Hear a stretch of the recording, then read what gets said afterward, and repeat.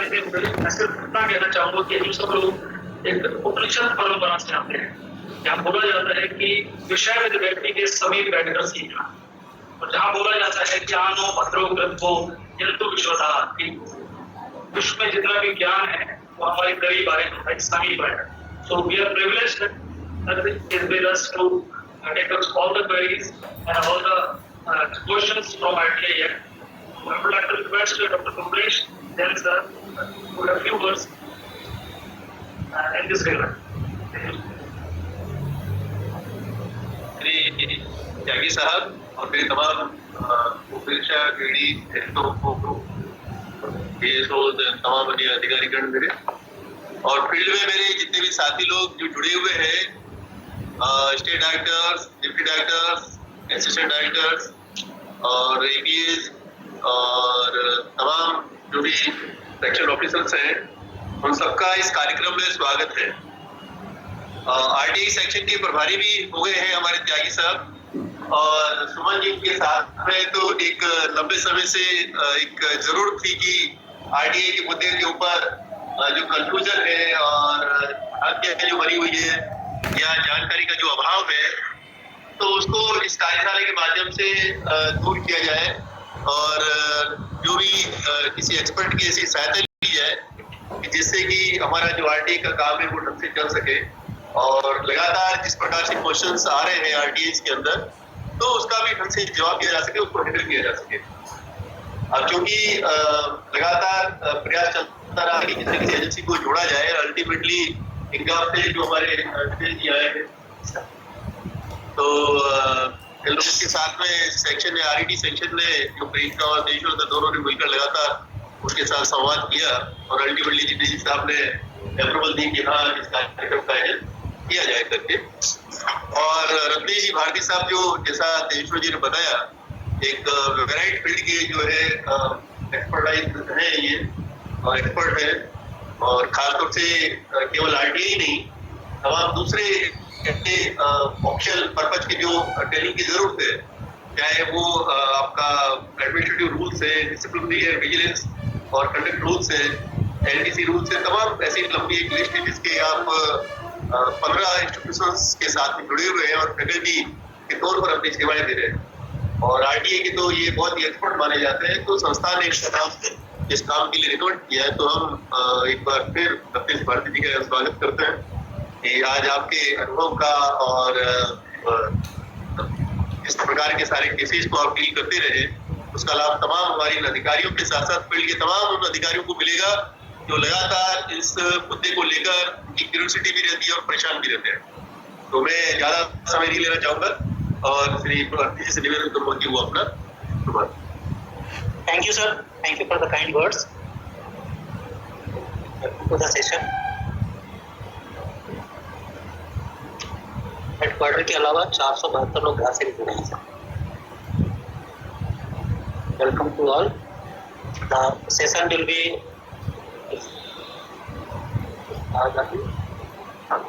सबको जाएंगे सर, और समझ जाएंगे।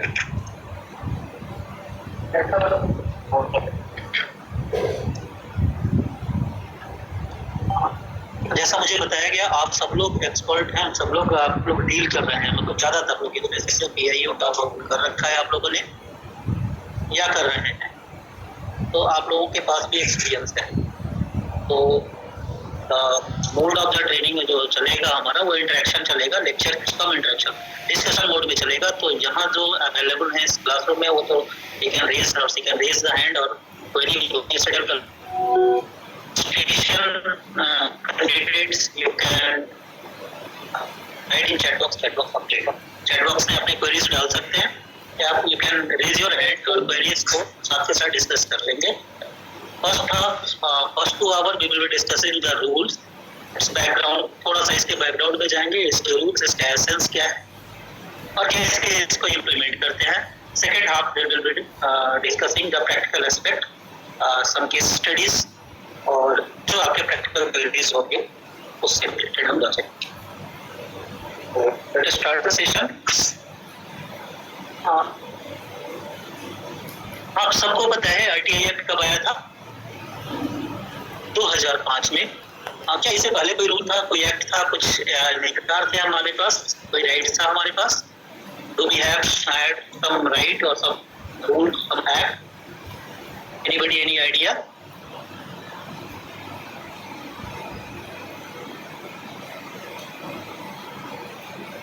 प्लीज, आप सबको पता है, कुछ को जरूर पता है, तो नहीं पाए, हम बोले तभी क्लास शुरुआत के 4-5 मिनट शायद लगेगा इसमें।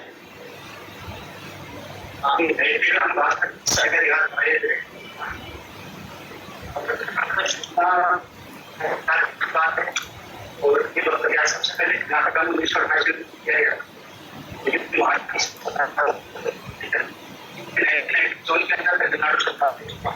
राइट सर, जी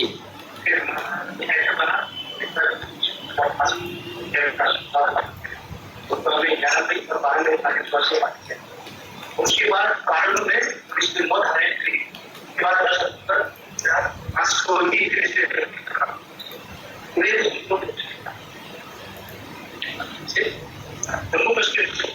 जी जी जी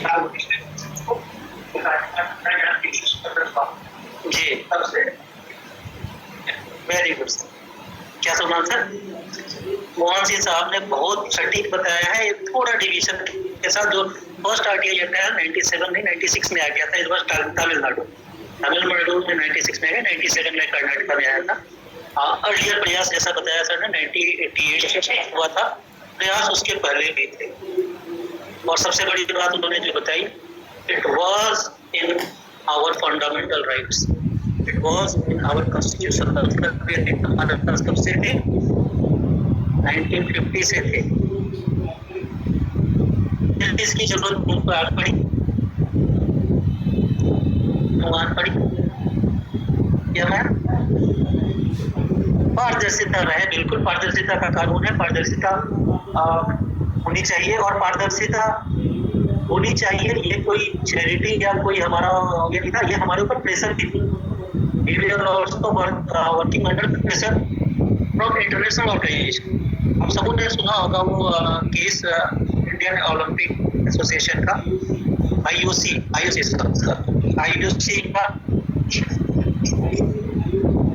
IOC ने IOA को बाहर कर दिया था, एक ओलंपिक में पार्टिसिपेट नहीं करने दिया गया था।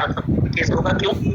क्योंकि IOC ने बोला था कि IOA के सिलेक्शन प्रोसेस में there is no transparency, administration में there is no transparency. There was one president, वो ताउन में चलते आ रहे थे, आप सबको उनका नाम अभी भी ध्यान होगा। अब कभी नजर नहीं गई है तो इस वजह से IOC ने IOA को बाहर किया था, क्योंकि ट्रांसपेरेंसी थी हमारे सिलेक्शन प्रोसेस में, हमारे एडमिनिस्ट्रेशन। PPT आप शेयर कर सकते हैं। इसके अलावा इंटरनेशनल प्रेशर और भी थे, जैसे आप सबको पता है India is founder member of United Nations Organisation, UN का फाउंडर मेंबर है, और वहाँ भी ट्रांसपेरेंसी इज मोस्ट क्राइटेरिया। वहाँ भी ट्रांसपेरेंसी को ह्यूमन राइट्स दर्जा दिया गया है, और हर मेंबर कंट्रीज को ट्रांसपेरेंसी अपने एडमिनिस्ट्रेशन में लाना था। तो एक इंटरनेशनल प्रेशर भी था हमारे पास, इंटरनल प्रेशर भी था। और ये मौलिक अधिकार में RTI निहित है, ये हम वैसे नहीं बोल रहे हैं, हम कहीं किताबों से अध्ययन करके नहीं बोल रहे हैं। इसको बचाता सुप्रीम कोर्ट ने इसको स्थापित किया है, एस्टैब्लिश किया है। You can read the judgment of Bennett Coleman versus Union of India and others. You can read the judgment of Raj Narayan versus Government of Uttar Pradesh, 76 का। आप जजमेंट आपको उसको पढ़ें, उसमें लिखा है कि 19 में क्यों जोड़ा है। Article says fundamental freedom of speech and expression. इसको RTI से कैसे रिलेट किया है? सुप्रीम कोर्ट ने स्पीकिंग ऑर्डर होता है, स्पीकिंग ऑर्डर ने इसको जस्टिफाई किया है। To express something you must have the knowledge, and to get the knowledge, to gain the knowledge, you must have the access of information. That's why access of information or freedom of information or right to information is inherent under Article 19, freedom of speech and expression. तो वहां से international pressure और जब ये judgement आया तो हमारे यहाँ पे बहुत सारे एनजीओ और जो एक्टिविस्ट हैं इस फील्ड में हमेशा से काम करते आए हैं। भारत देश ऐसा ही है, तभी हमें आजादी भी मिली है। तो हम लोग मूवमेंट, मास मूवमेंट जैसे हर जगह कर रहा है। एक आध दो आप लोग बता पाएंगे? Can you mention some movement towards RTI to facilitate RTI or in the field of RTI?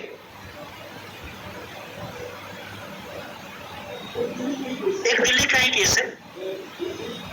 Yes Arvind Kejriwal, he was awarded with the Roman Magsaysay Award 2006 for promoting this act only. इससे पहले एक संस्था का नाम क्या था? What was the name of the organization? It's still working the organization. It is परिवर्तन, परिवर्तन। ऐसा एक ऑर्गेनाइजेशन परिवर्तन, अन्ना हजारे आपके महाराष्ट्र में, अन्ना हजारे दिल्ली में केजरीवाल, और सबसे जो रिनोन्ड नाम इसमें आता है जो जिस RTI एक्ट के पीछे है वो कौन सा है?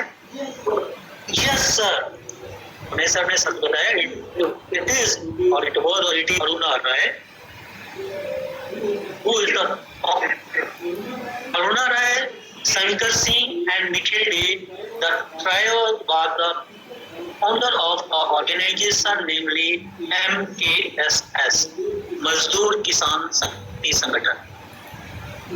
Mazdoor Kisan Shakti Sangathan is the pioneer of this act which we are seeing at the present stage. इसके पहले बहुत सारे मूवमेंट आपने बताया, लोक सत्ता तमिल आंध्रा में था, तमिलनाडु में भी कई सारे ऑर्गेनाइजेशन, नाम मुझे ध्यान नहीं आ रहा है। अन्ना हजारे महाराष्ट्र में थे, दिल्ली में केजरीवाल, और MKSS राजस्थान से स्टार्ट किया था, पैन इंडिया का प्रेजेंस था। इन लोगों ने एक आंदोलन चलाया था और MKSS ने एक मूवमेंट चलाई थी। उस मूवमेंट का नाम है जन सुनवाई। ये जन सुनवाई क्या है साहब? जन सुनवाई जैसे आज का पब्लिक अपीयरेंस होता है ना, दरबार लगता है, जैसे मंत्री का, मुख्यमंत्री का दरबार लगता है। MKSS had organized so called just like a darbar. It is called Jan Sunwai. इसमें public figure, the man behind the work, इसमें था एक वर्क का पब्लिक ऑडिट होगा पब्लिक प्लेस में। इसमें पब्लिक एट लार्ज के सामने जो एग्जीक्यूट किया है, जिसने पॉलिसी बनाई है, जिसने एग्जीक्यूट किया, वो सामने होंगे, उसका पब्लिक ऑडिट होगा। व्हाट वाज द वर्क, कितने में सैंक्शन हुआ था, कैसे हुआ है और कितने में कब काम कंप्लीट हुआ है। और द वेरी फर्स्ट जन सुनवाई में एक जूनियर इंजीनियर ने एक्सेप्ट किया कि there was some discrepancies and responsible for that, and we agreed to pay, and that amount was 5,000 in 1997. 1997 में 5,000 जूनियर इंजीनियर की सैलरी 2,000 से भी नीचे हुआ करती है। And this was spread as the fire of जंगल की आग की तरह फैली, और ये सारे ऑर्गेनाइजेशन उसी समय से काम चलते हैं। मतलब काम पहले भी चल रहा था। आप 96 में जो आया था, ये 96 में जो आया था, ये इसका जन सुनवाई का दिन था, और उसी समय सारे लोगों ने, मतलब अलग अलग स्टेट्स में अलग अलग क्षेत्रों ने उठाया और इसको लेकर के आए, जो आज के डेट में ये आया था। इससे पहले सर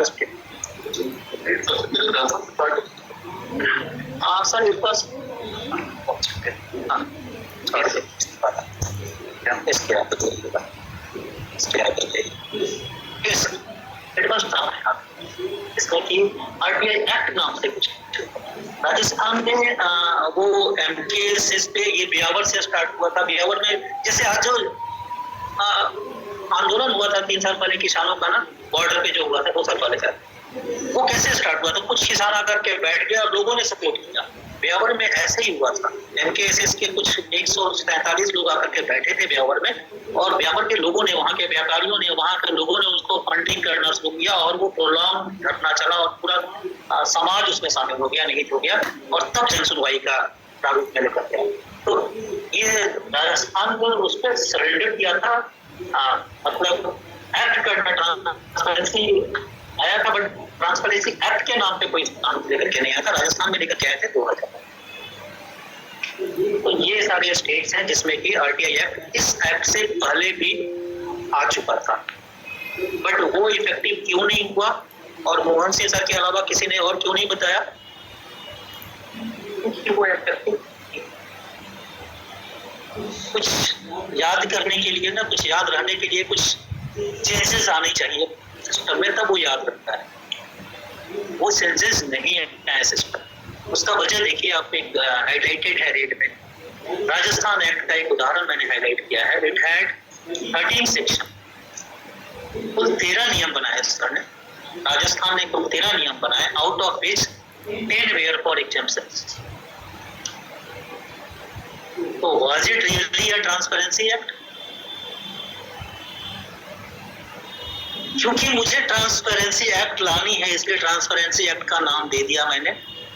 मुझे पता है लागू मेरे ऊपर होना है, तो मैं अपने हिसाब से बनाऊंगा। सरकारों को बनाना था, सरकार के अगेंस्ट जा रहा था, तो सरकारों ने अपने हिसाब से कानून बनाई, और कानून कुछ इस तरह से था जिसका असर नहीं, इसलिए उसको याद नहीं करते हैं, और उसको पब्लिक एक्सेप्टेंस नहीं हुआ, पब्लिक मान्यता नहीं मिली, और ये आंदोलन जारी रहा। मोहन सिंह सर ने बीच में एक चीज मिस कर गया इसमें से। इस बीच में नेशनल लेवल पे भी एक प्रयास किया गया था इन NDA। At that time, the NDA one Vajpayee government, there was an act, there was act passed by the parliament that was known as Freedom of Information Act 2002. 2000 में पार्लियामेंट में लाया गया था।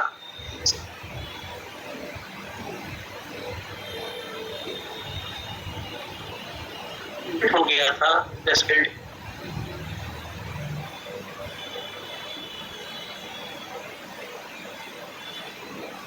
but that act was negated. Again, the reason behind is डर, fear to expose, है ना? ये डर यही था सर। अदरवाइज, और इसमें मैं अकेला, मतलब कोई अकेला शामिल नहीं हो सकता। DOPNT केवल इसमें दोषी नहीं हो सकती कि उसने नोटिफाई नहीं किया। एक्ट को लागू करने के लिए एक टेक्निकल रिक्वायरमेंट होती है, we all know, gazette notification. The act was never notified. President का साइन किया हुआ, पास किया हुआ एक्ट वाज नेवर नोटिफाइड। ये जैसा ही हुआ, जैसे डायरेक्टर सर ने एक लेटर साइन किया और हमारे डायरेक्टर ने इशू नहीं किया, ऐसा ही यही है ना लोग, इससे हम ड्राइव कर सकते हैं। क्या ये मतलब हो सकता है? Can a diarist or can a dispatcher can dare to not dispatch a letter signed by the director of the institute or organization? It was the president who signed, and